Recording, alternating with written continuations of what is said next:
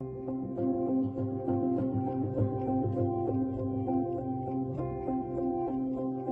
name is Dr. Anthony Levatino. I'm a practicing obstetrician-gynecologist, and I've performed over 1,200 abortions. Today I'm going to describe a second trimester surgical abortion called dilatation and evacuation, or D&E. A D&E is performed between 13 and 24 weeks of pregnancy. After administering anesthesia, the abortionist uses a weighted speculum, like this one, that opens the vagina widely. Because second trimester babies are so large, this greater access facilitates a late-term abortion.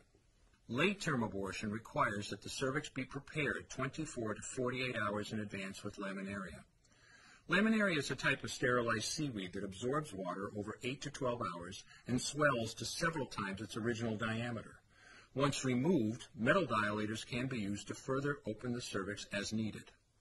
Once the cervix has been stretched open, the suction tube is placed inside.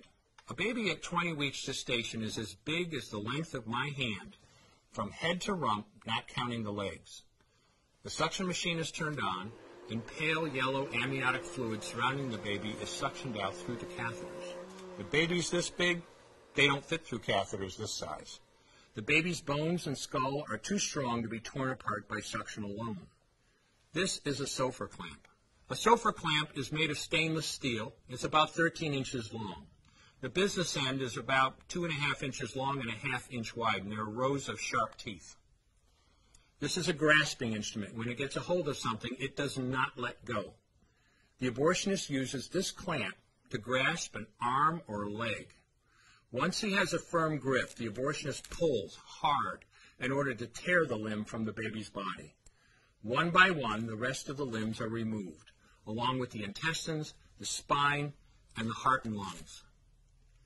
Usually the most difficult part of the procedure is extracting the baby's head, which is about the size of a large plum at 20 weeks. The head is grasped and crushed.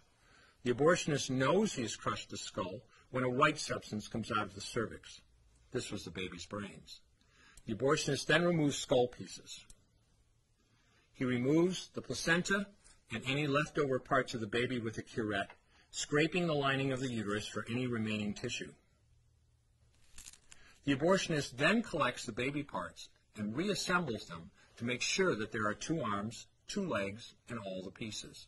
Once all the parts have been accounted for, the abortion is complete. For the woman, this procedure carries a significant risk of major complications, including perforation or laceration of the uterus or cervix, with possible damage to the bowel, bladder, and other maternal organs. Infection and hemorrhage can also occur, which can even lead to death. Future pregnancies are also at greater risk for loss or premature delivery due to abortion-related trauma and injury to the cervix. As I mentioned at the beginning, I'm Dr. Anthony Levatino, and in the early part of my career as an OBGYN, I performed over 1,200 abortions. One day, after completing one of those abortions, I looked at the remains of a preborn child whose life I had ended, and all I could see was someone's son or daughter. I came to realize that killing a baby at any stage of pregnancy for any reason is wrong. I want you to know today, no matter where you're at or what you've done, you can change. Make a decision today to protect the preborn. Thank you for your time. I will no longer do any more abortions. When you finally figure out that killing a baby that big for money is wrong, that it doesn't take you too long to figure out it doesn't matter if the baby is this big or this big or this big or maybe even this big, it's all the same.